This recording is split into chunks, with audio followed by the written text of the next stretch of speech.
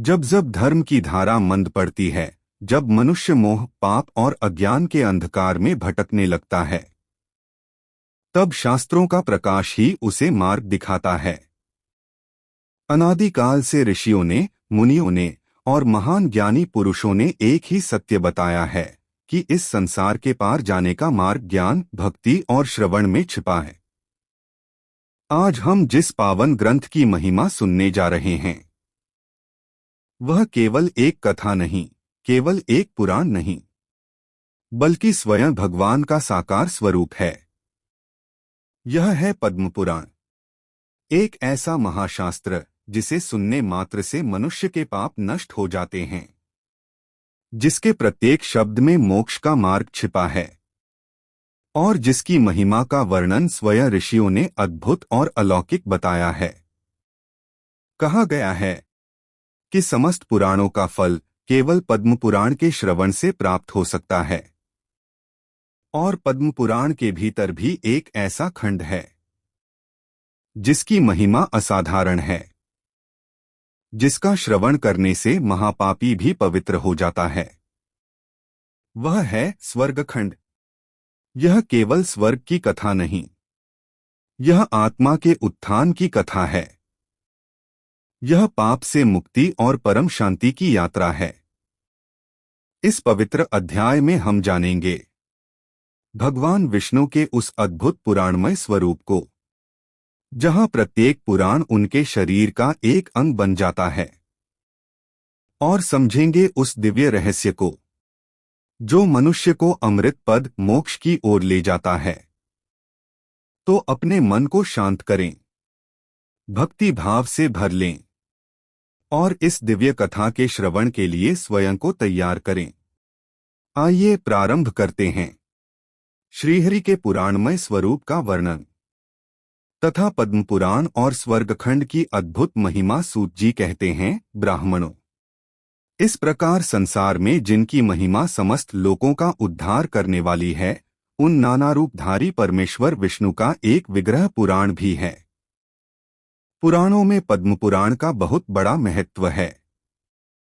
ब्रह्म पुराण श्रीहरि का मस्तक है, पद्म पुराण हृदय है, विष्णु पुराण उनकी दाहिनी भुजा है, शिव पुराण उन महेश्वर की बाईं भुजा है, श्रीमद् भागवत भगवान का उरुलुगल कहा गया है, नारदीय पुराण नाभि है, मार्कंडेय पुराण दाहिना तथा अग्नि पुराण बायां चरण है, भविष्य पुराण महात्मा श्री विष्णु का दाहिना घुटना है, ब्रह्मवैवर्त पुराण को बायां घुटना बताया गया है, लिंग पुराण दाहिना और वाराह पुराण बायां गुल्फ घुट्टी हैं। स्कंद पुराण रोए तथा वामन पुराण त्वचा माना गया है। कूर्म पुराण को पीठ तथा मत्स्य पुराण को मेदा कहा जाता है। गरुड़ पुराण मज्जा बताया गया है और ब्रह्मांड पुराण को अस्थि, हड्डी कहते हैं। इसी प्रकार पुराण विग्रहधारी सर्वव्यापक श्रीहरि का आविर्भाव हुआ है। उनके हृदय स्थान में पद्म पुराण है, जिसे सुनकर मनुष्य अमृत पद मोक्ष सुख का उपभोग करता है। यह पद्म पुराण साक्षात भगवान श्रीहरि का स्वरूप है। इसके एक अध्याय का भी पाठ करके मनुष्य सब पापों से मुक्त हो जाता है। स्वर्गखंड का श्रवण करके महापात की मनुष्य भी केंचुल से छूटे हुए सर्प की भांति समस्त पापों से मुक्त हो जाते हैं। कितना ही बड़ा दुराचारी और सब धर्मों से बहिष्कृत क्यों न हो, स्वर्गखंड का श्रवण करके वह पवित्र हो जाता है, इसमें तनिक भी संदेह नहीं है। द्विजो, समस्त पुराणों को सुनकर मनुष्य जिस फल को प्राप्त करता है, वह सब केवल पद्म पुराण को सुनकर ही प्राप्त कर लेता है। कैसी अद्भुत महिमा है! समूचे पद्म पुराण को सुनने से जिस फल की प्राप्ति होती है, वही फल मनुष्य केवल स्वर्गखंड को सुनकर प्राप्त कर लेता है। माघ मास में मनुष्य प्रतिदिन प्रयाग में स्नान करके जैसे पाप से मुक्त हो जाता है, उसी प्रकार इस स्वर्गखंड के श्रवण से भी वह पापों से छुटकारा पा जाता है।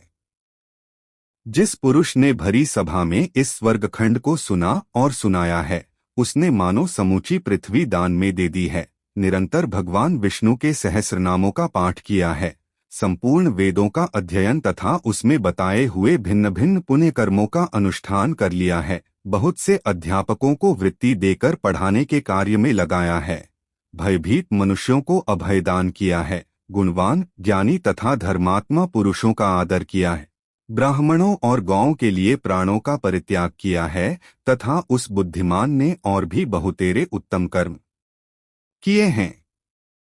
तात्पर्य यह है कि स्वर्गखंड के श्रवण से उक्त सभी शुभ कर्मों का फल प्राप्त हो जाता है। स्वर्गखंड का पाठ करने से मनुष्य को नाना प्रकार के भोग प्राप्त होते हैं तथा वह तेजोमय शरीर धारण करके ब्रह्मलोक में जाता है और वहीं ज्ञान पाकर मोक्ष को प्राप्त हो जाता है। बुद्धिमान मनुष्य उत्तम पुरुषों के साथ निवास, उत्तम तीर्थ में स्नान, उत्तम वार्तालाप तथा उत्तम शास्त्र का श्रवण करे। उन शास्त्रों में पद्म पुराण महाशास्त्र है, यह संपूर्ण वेदों का फल देने वाला है। इसमें भी स्वर्गखंड महान पुण्य का फल प्रदान करने वाला है। हे संसार के मनुष्यों, मेरी बात सुनो। गोविंद को भजो और एकमात्र देवेश्वर विष्णु को प्रणाम करो। यदि कामना की उत्ताल तरंगों को सुखपूर्वक पार करना चाहते हो तो एकमात्र हरिनाम का, जिसकी कहीं तुलना नहीं है, उच्चारण करो।